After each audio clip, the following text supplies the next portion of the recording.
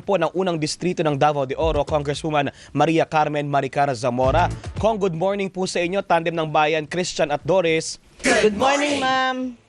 Good morning Christian at good morning Doris at sa lahat ng ating tagapakinig sa programa ninyo. Opo, Ma'am Kong, kumusta po ngayon sa Davao de Oro matapos nga po maka-experience noong mga pagbaha last week dahil po sa shear line?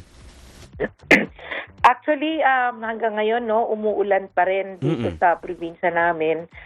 But of course, medyo improved na yung weather compared nung the past 4 days na sobrang lakas talaga ng ulan, dulot ng shear line. So, yung malakas na ulan na yon nagdulot din ng mga landslides at baha sa iba't ibang parte ng ating probinsya. Opo, yung 8 pong na report na namatay, sa Davao de Oro po ba yun or hati-hati po yun sa iba pang area dyan sa Mindanao?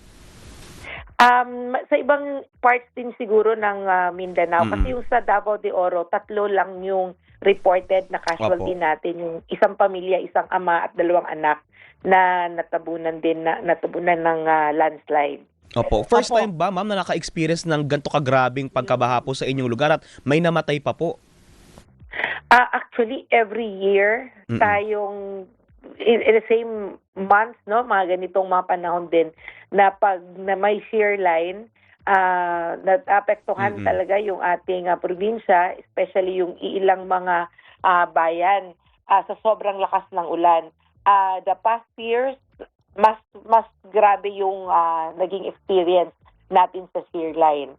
So ngayon, medyo nag-improve na konti, pero still ganun pa din dahil nga sa location, geographically, kasi kami, may mga low-lying parts ng ating probinsya at nasa touch basin yung aming mga rivers. Opo. Kumusta po yung mga residente natin na naapektuhan ng pagbaha? Sabi nyo nga po, medyo maganda-ganda na ang panahon, pero ang baha po ba nag-subside na? Humupa na po ba? At nakabalik na yung ibang mga nag-evacuate sa kanilang mga bahay? Nag-subside na rin po yung mga ibang parts. Yung iba naman, dahil nga umuulan pa rin ngayon, so hindi pa natin pinauwi sa kanilang mga bahay. Kadalasan sa mga evacuees natin, ito yung mga pinalikas natin for preemptive evacuation. Kasi ito yung mga areas nila na flood prone. So may mga areas pa rin tayo na hanggang ngayon nasa evacuation center yung mga evacuees. Meron namang umuwi na kasi nag-subside na dun sa ibang part. Paano po ninyo hinahandle itong mga pangangailangan ng inyong mga evacuees? Nasa ilan po ang naitala nyo na po na ilang pamilya at ilang mga individual po? As of now, wala akong exact figure, no? But ang provincial government, may exact figure dyan, more than 1,000 individuals na rin yung affected natin.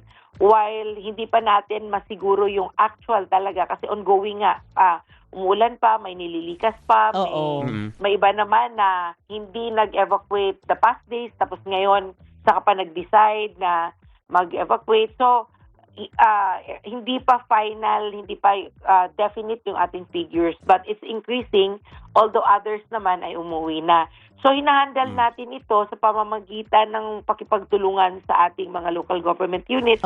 We're closely working with the provincial government, especially dun sa mga structures na nasira, tulay na naputol, road network na naputol, kailangan aksyonan agad ng local government unit kasi affected din yung livelihood ng mga tao. So, we're working closely with the provincial government and municipal local government units. Opo, and speaking of that, ma'am, yung mga, sabi nyo nga, mga naputol na road network, pahirapan po ba ngayon sa pagbibigay ng mga tulong or relief dahil nga po may mga nasirang kalsada or natatabunan pa po ng landslide?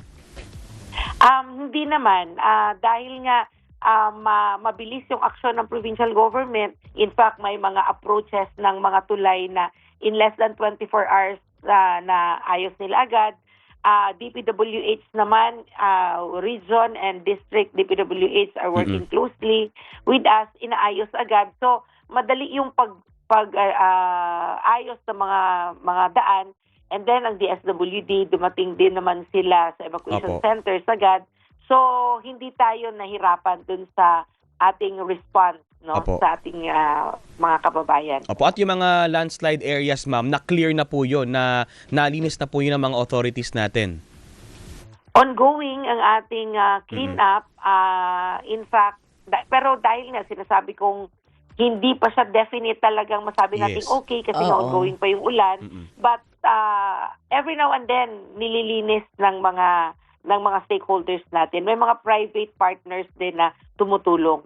Opo. So wala pa kayong naaanunsyo na mga lugar o kalsada man yan o tulay na hindi madaanan?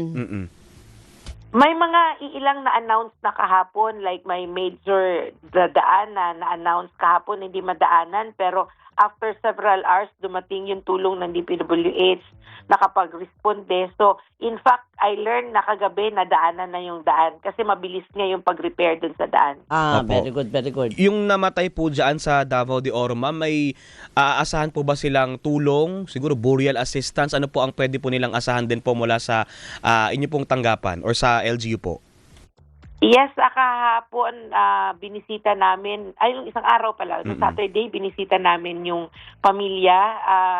We gave financial support, kasama ko din yung director ng DSWD, nagbigay din ng financial support, and ang local government unit nag-commit din na they will take care lahat para sa burial at sa kung wala nang babayaran yung pamilya pa sa libing nung namatay. Opo. Sa ngayon, ang mga pangangailangan po, pagkain, tubig, medisina, ay meron naman po. Yes, meron naman po. Ang ating local government units ay working closely with the SWB. Ngayon lang, ang nakikita nating challenge dito, kasi eto kasi ngayon, etong nangyari ngayon na shear line, yung effect sa amin, hindi siya ganun ka sobrang laki ng damage. Oo. Dahil nga dun sa mga existing, may mga existing kasi tayong mga flood control interventions, no? May flood control projects din tayo na set up, na nalagay dun sa Agusan River. It's one of the major rivers natin dito sa probinsya na yun talaga yung catch basin. Dati, 1-2 araw lang na ulan, lubog yung aming bayan. So, ngayon mismo yung mga tao nagsasabi na iba yung experience nila ngayon sa aming shear line kasi nga dahil dun sa mga flood control infrastructures na nasagawa doon sa area. Yun nga lang yung challenge natin kasi siyempre dahil nga face by face hindi pa totally lahat funded yung ating mga infrastructures, but it's really a positive on a positive note, masasabi naming may positibong effect yung aming flood control project dun sa aming bayan. Opo, mabuti salamat po. naman po sa Panginoong Diyos at hindi po yan substandard. At hindi ghost. Yan. Yes, walang ghost project dito sa amin. And mismo yung mga tao, ngayong shear line na to, dito namin na-test yung quality nung aming project. Kasi nga, siyempre hindi natin matitest yung quality pag walang kalamidad na mangyari. Ay, oo naman.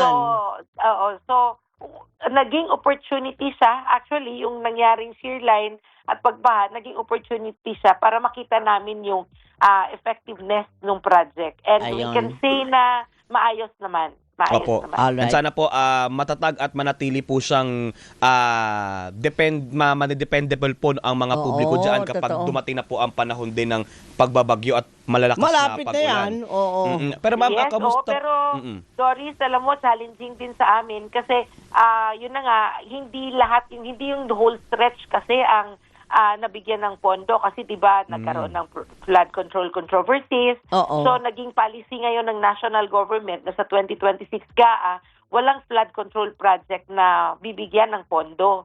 So yun yung worry namin na kung hindi kasi matapos, siyempre wag naman sana mangyari, pero kung lalakas pa yung tubig at yung ulan, yung mga unfinished portion namin bibigay din. Bumigay. So, kailangan talagang makumpleto. So, yun din yung appeal namin dun sa national government na i-reconsider yung policy nila na totally walang funds for flood control. And then, we will submit, We will submit kung ano yung mga mechanism na kailangan ng ahensya para mas maging comprehensive yung ating mga proposals. Si Presidente kasi ang Alright. nagutos niyan dahil nga nung kasagsagan nung flood control scandal. Last na lang ma'am, kamusta po ang utilities ma'am? Ang supply ng tubig, kuryente, internet? Yan. Yeah, medyo challenging yan, no, na may mga certain parts na nawalan ng tubig kasi nga yung source na bahaan. But we commend our local government units na mabilis naman nilang inaayos yung ating mga electricity lines, may inaayos din naman ng Apo. ating electric cooperative. So we're on it. Apo. Kong, maraming salamat po. Patuloy kaming manghihingi ng update sa inyo dyan sa Davao de Oro. Ingat po ma'am. Happy Monday po. Salamat Thank you, po. ma'am.